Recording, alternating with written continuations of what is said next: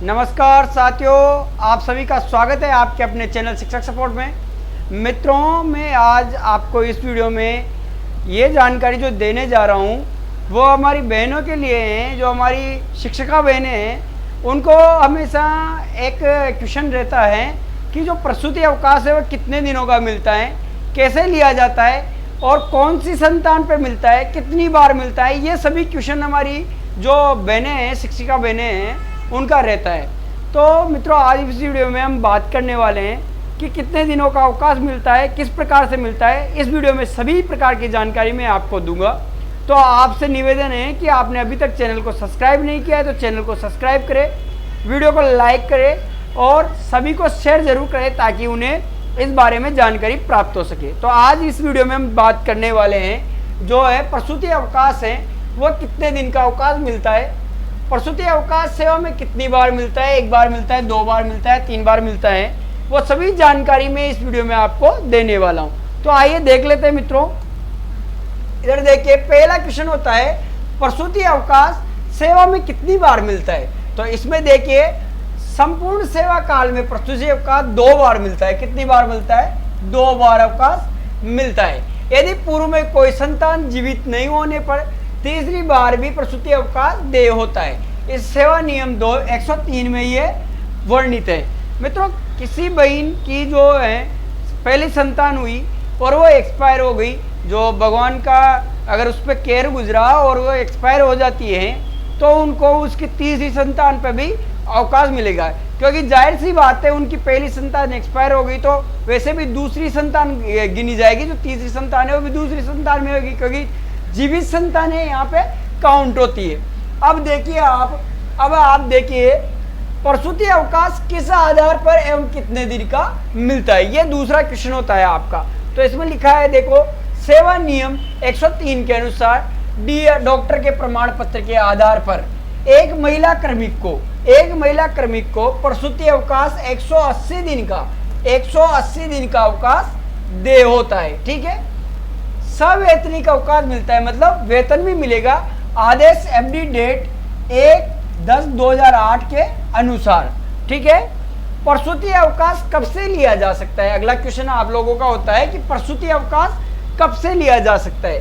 तो इधर देखिए, राजस्थान सेवा नियम 103 के अनुसार प्रसूति के दिन से यह अवकाश ले सकते हैं। जिस दिन आपकी डिलीवरी हुई है उस दिन से यह अवकाश शुरू हो सकता है, परंतु डॉक्टर के प्रमाण पत्र के आधार पर प्रसूति के पहले से भी प्रसूति अवकाश लिया जा सकता है। जैसे किसी को पहले ही बेड रेस्ट बता दिया है तो उसका आपको प्रमाण पत्र देना होगा और आपका अवकाश उसी दिन से चालू हो जाएगा 180 दिन के लिए, यानी कि 6 महीने का प्रसूति अवकाश देय होता है। ठीक है, आगे देखिए, क्या प्रसूति अवकाश में नियमित वेतन का भुगतान होता है?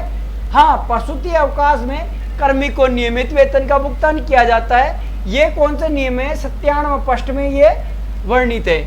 आगे देखिए, प्रसूति अवकाश में वेतन का भुगतान किस दर से किया जाता है? ये आपका अगला क्वेश्चन हो जाता है। तो देख लीजिए, प्रसूति अवकाश में कर्मी को वेतन का भुगतान अवकाश पर जाने से पहले वो जिस दर से वेतन आहरित कर रहा है उसी दर के अनुसार 180 दिन तक अवकाश वेतन का भुगतान किया जाता है। मतलब जो उसका वेतन था वही वेतन 180 दिन के लिए उसको वेतन का भुगतान किया जाएगा। अगला क्वेश्चन है, प्रसूति अवकाश के दौरान डीए बढ़ता है तो क्या कर्मी को डीए का भुगतान किस दर से किया जाएगा? अब देखिए, मान लीजिए कोई अभी हमारा डीए बढ़ा है, अभी अक्टूबर में जो डीए बढ़ा है, अब मान लीजिए किसी ने सितंबर में या अगस्त में ही प्रसूति अवकाश ले लिया है। अब वो पूछेंगे कि क्या मेरा डीए बढ़ेगा, डीए बढ़ के जो मेरा वेतन है वो मिलेगा? जी हाँ, आपका डीए बढ़ा है तो पूरे नियमों के अनुसार बढ़ा है, तो सभी के लिए बढ़ा है, तो आपका भी डीए बढ़ेगा। ठीक है, डीए का भुगतान बढ़ी हुई दर के साथ ही आपको मिलेगा। आगे देखिए, प्रसूति अवकाश के दौरान एचआरए बढ़ता है तो कर्मी को एचआरए का भुगतान किस दर से किया जाएगा? तो आगे देखिए, यदि प्रसूति अवकाश के दौरान एचआरए की दर में वृद्धि होती है, प्रसूति अवकाश में भी एचआरए का भुगतान अवकाश पूर्व लागू दरों के अनुसार किया जाएगा। मकान किराया भत्ता नियम 6 के अनुसार ये नियम में वर्णित है। तो आपको ये पता चल गया होगा आगे देखिए, क्या प्रसूति अवकाश में कार्मिकों के नियमित वेतन वृद्धि देय होती है? कार्मिकों के वेतन वृद्धि नियमित 1 जुलाई से ही स्वीकृत की जाएगी, जो काल्पनिक होगी। वेतन वृद्धि का आर्थिक लाभ कार्मिक को प्रसूति अवकाश से पुनः कार्यभार ग्रहण करने की तिथि से देय होगा। तो ये जानकारी यहाँ पे आपको प्राप्त हो गई है। आगे देख लीजिए, क्या कार्मिक का प्रोबेशन काल में प्रसूति अवकाश मिलता है? अब देख लीजिए, जैसे किसी की नई जॉब लगी है, अब वो पूछ रहे हैं कि मेरा प्रोबेशन काल चल रहा है, यानी कि प्रोबेशन पीरियड चल रहा है, और प्रोबेशन पीरियड में अगर प्रसूति अवकाश लेना चाहते हैं तो मिलेगा या नहीं मिलेगा? तो आपको प्रोबेशन काल में भी नियमानुसार 180 दिन का, जो 6 महीने का प्रसूति जो काल है उसमें प्रसूति अवकाश है वो मिलेगा, और इससे प्रोबेशन काल में वृद्धि नहीं होगी। मतलब वो काउंट होएगा आपके प्रोबेशन काल में। ऐसा नहीं है कि आप 6 मंथ के अवकाश में है तो आपका प्रोबेशन काल और 6 महीने बढ़ा दिया जाएगा, जी नहीं है ऐसा। ठीक है, प्रसूति अवकाश की स्वीकृति किसके द्वारा की जाती है? अब सबसे बड़ा क्वेश्चन आपके सामने ये आ जाता है कि प्रसूति अवकाश की जो परमिशन है आपको किससे लेनी पड़ेगी? तो देख लीजिए, प्रसूति अवकाश की स्वीकृत आहरण वितरण अधिकारी DDO द्वारा की जाती है, एवं प्रोबेशन काल में भी प्रसूति अवकाश की स्वीकृति DDO साहब ही देंगे आपको। कौन देंगे? DDO देंगे। ठीक है, प्रसूति अवकाश के दौरान किसी के 2 वर्ष का प्रोबेशन काल पूरा हो रहा है तो उस स्थिति में उसके स्थायीकरण की क्या प्रक्रिया रहेगी, एवं स्थायीकरण के बाद वेतन में निर्धारण के बाद एरियर का भुगतान कब से होगा? अब क्वेश्चन आ गया है कि प्रसूति अवकाश के दौरान किसी के 2 वर्ष का प्रोबेशन काल पूरा हो गया है तो उसके स्थायीकरण की प्रक्रिया क्या रहेगी? तो ये जान लीजिए, प्रसूतिकरण अवकाश के दौरान किसी कार्मिक का प्रोबेशन काल पूर्ण हो रहा है तो उसका स्थायीकरण 2 वर्ष का प्रोबेशन पूर्ण करने की तिथि से ही रहेगा, एवं नियमित वेतन निर्धारण उसी दिन से किया जाएगा जो काल्पनिक रहेगा। वेतन निर्धारण का आर्थिक लाभ प्रसूति अवकाश से पुनः कार्यभार ग्रहण करने की तिथि से ही देय होगा, क्योंकि प्रसूति अवकाश में पूर्व वेतन की दर से ही अवकाश वेतन का भुगतान किया जाता है। प्रसूति अवकाश में क्रम में साथ साथ अन्य कोई अवकाश लिया जा सकता है या नहीं लिया जा सकता?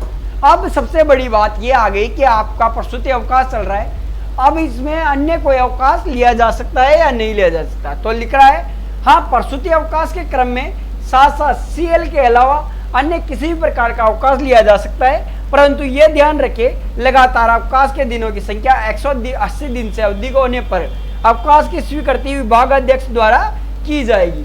अब देखिए, आपने ले लिया 180 दिन का प्रसूति अवकाश, अब आप CL भी लेना चाहते हैं तो इसकी अब स्वीकृति DDO साहब नहीं देंगे, अब आपका विभागाध्यक्ष जो है वो इसकी स्वीकृति देगा। अंत में जान लेते हैं अब क्या आपके अन्य क्वेश्चन हो सकते हैं। संविदा कार्मिकों को प्रसूति अवकाश मिलता है या नहीं मिलता?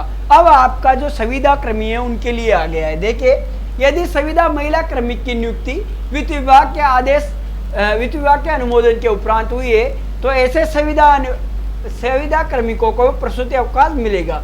जो वित्त विभाग है अगर उसने आपकी नियुक्ति की है तो आपको भी जो है प्रसूति अवकाश मिलेगा। ठीक है, आगे देखिए, किसी महिला कार्मिक के गर्भपात हो गया तो उसे प्रसूति अवकाश होगा नहीं होगा? अब मान लीजिए किसी महिला कार्मिक है, उसको अगर भगवान न चाहे उसका गर्भपात हो गया है तो अब आप पूछना चाहते हैं कि उसे प्रसूति अवकाश मिलेगा नहीं मिलेगा? तो देखिए, गर्भपात होने पर प्रसूति अवकाश दे नहीं है डॉक्टर के प्रमाण पत्र के आधार पर, जिसमें गर्भपात का स्पष्ट उल्लेख हो। कार्मिकों को सेवा काल में 1 बार अथवा 2 बार कुल मिलाकर 42 दिन का जो है गर्भपात अवकाश मिलता है। अच्छा, प्रसूति अवकाश तो आपको मिलता है 180 दिन का। अगर किसी का गर्भपात हो गया है तो लगभग उसे 1.25 माह यानी कि 42 दिन के आसपास का उसको जो है अवकाश दे होगा। ठीक है, महिला कार्मिकों द्वारा कोई संतान गोद लेने पर प्रसूति अवकाश मिलता है या नहीं मिलता? किसी महिला के 2 से कम जीवित संतान होने पर कार्मिक द्वारा 1 वर्ष से कम उम्र के बच्चे को वैधानिक रूप से दत्तक ग्रहण करने पर उसको 180 दिन का दत्तक ग्रहण अवकाश मिलता है। अब देख लीजिए, मान लीजिए किसी महिला ने एक बच्चे को गोद ले लिया है, किसको गोद ले लिया है? एक बच्चे को, और उसकी उम्र कितनी है? 1 साल से कम है, तो उसको भी 180 दिन का प्रसूति अवकाश मिलेगा। अब एक महिला कार्मिक ने प्रसूति अवकाश लिया, प्रसूति अवकाश के बाद बच्चे की मृत्यु हो गई, तो क्या उसका प्रसूति अवकाश जारी रहेगा? अब देखिए, भगवान का किसी पे कहर टूटा और मान लीजिए भगवान न चाहे उसके बच्चे की मृत्यु हो गई है प्रसूति अवकाश लेने के बाद, तो उसका जो है प्रसूति अवकाश जारी रहेगा या नहीं रहेगा? देख लीजिए, बच्चे की मृत्यु होने के बाद भी पूर्व से स्वीकृत प्रसूति अवकाश का उपयोग किया जा सकता है, लेकिन महिला कार्मिक प्रसूति अवकाश का उपयोग अगली डिलीवरी के अवसर पर लेना चाहती है तो पूर्व में स्वीकृत प्रसूति अवकाश को निरस्त करा सकती है। जितने दिन के अवकाश का उपयोग किया है उसे अर्जित अन्य किसी प्रकार के अवकाश में बदलकर पुनः ड्यूटी ज्वाइन कर सकती है।